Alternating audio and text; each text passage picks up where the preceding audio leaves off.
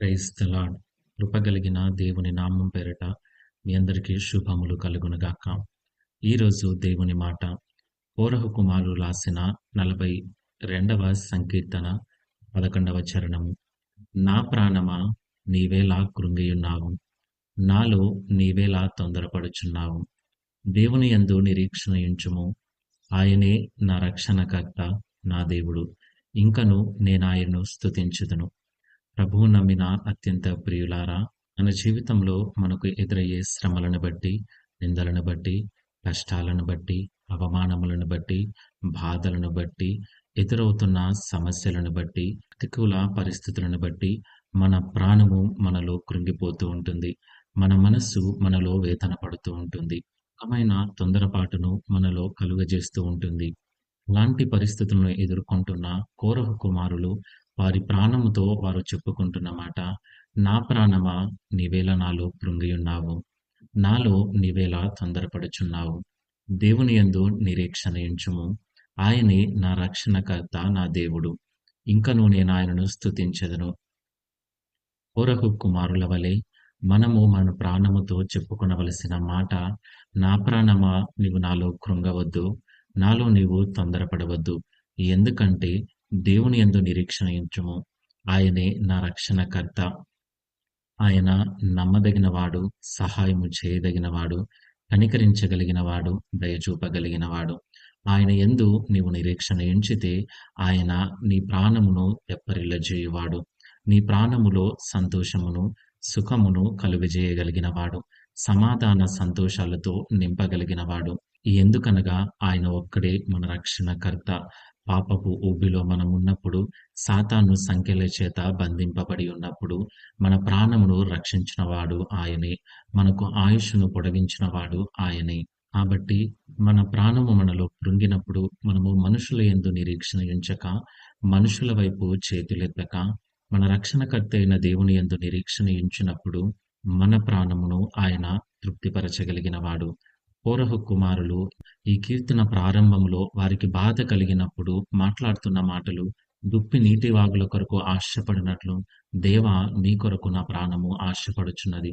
నా ప్రాణము దేవుని కొరకు తృష్ణగొనుచున్నది. జీవము గల దేవుని కొరకు తృష్ణగొనుచున్నది. దేవుని సన్నిధికి నేనెప్పుడు వచ్చెదను, ఆయన సన్నిధిని నేనెప్పుడు కనబడెదను అని వారి ప్రాణము గురించి వారు మాట్లాడుతూ ఉన్నారు.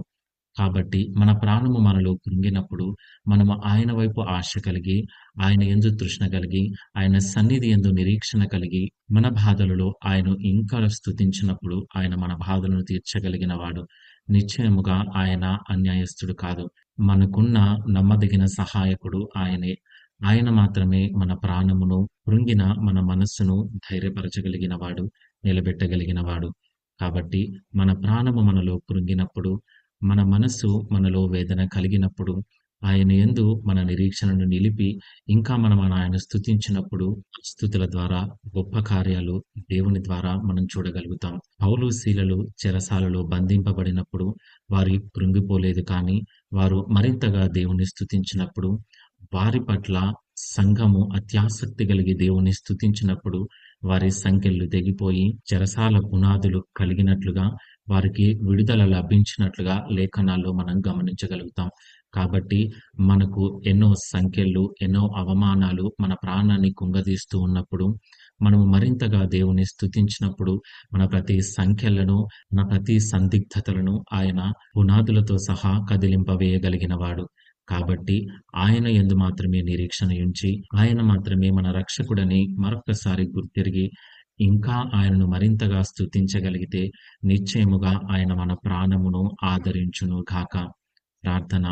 నిత్యాశ్రయ దుర్గమైన మా ప్రియ పరలోకపు తండ్రి, మరొక్క దినం మమ్మను మీ కృపలో జ్ఞాపకము చేసుకొని ఆయుష్ను పొడిగించి మీ కృపలో సజీవులుగా నిలిపినందుకై మీకు స్తోత్రములు. ఈ దినాల్లో ఎందరో వారి మనస్సులో ఎన్నో బాధల చేత, కలవరాల చేత కొట్టుమిట్టాడుతూ ఉన్నప్పుడు, మా మనస్సులను, మా బాధలను ఎరిగిన దేవుడవై మమ్మను ఆదరించుటకు ఈ దినం మీరు మాతో మాట్లాడిన మాట, మా ప్రాణమును మీ వాక్యముతో ఆదరించిన విధానం బట్టి మీకు స్తోత్రములు చెల్లిస్తూ ఉన్నాం. ఎందరైతే ఈ దినాల్లో ప్రాణములో కృంగి ఉన్నారో, మనస్సులో వేదన కలిగి ఉన్నారో, ప్రభువా, వారందరినీ మీరు ధైర్యపరచమని ప్రార్థిస్తూ ఉన్నాం. నిశ్చయముగా మా మనస్సులను ఎరిగిన దేవుడవు, మా అంతరంగమును ఎరిగిన దేవుడవు నీవు మాత్రమే. అయ్యా, ఇదిగో మా బాధ మీకు తెలిసే ఉన్నది. మా అవమానము, మా నింద సమస్తము నీ ఎదుట తేటగా ఉన్నది. నీ వాక్యము ద్వారా మమ్మల్ని ఆదరించినందుకే స్తోత్రాలు. ఎన్నో కరవరాల ఎన్నో కలవరాల మధ్యలో నేను స్తుతిస్తూ ఉండగా, వారి ప్రతి కలవరమును మీరు తీర్చివేయమని ప్రార్థిస్తూ ఉన్నాం. వారి ప్రతి అవసరతలను మీరు తీర్చండి. నీ యందు నిరీక్షణ కలిగి, ఆ నిరీక్షణ ద్వారా వారి జీవితకాల పర్యంతము నీ రాకడలో నిలుచు పర్యంతము కొనసాగునట్లుగా వారిని మీరు ధైర్యపరిచి, మీ రాకడకు సిద్ధపరచమని యేసు నామాన ప్రార్థిస్తున్నాను నా పరలోకపు తండ్రి. ఆమేన్.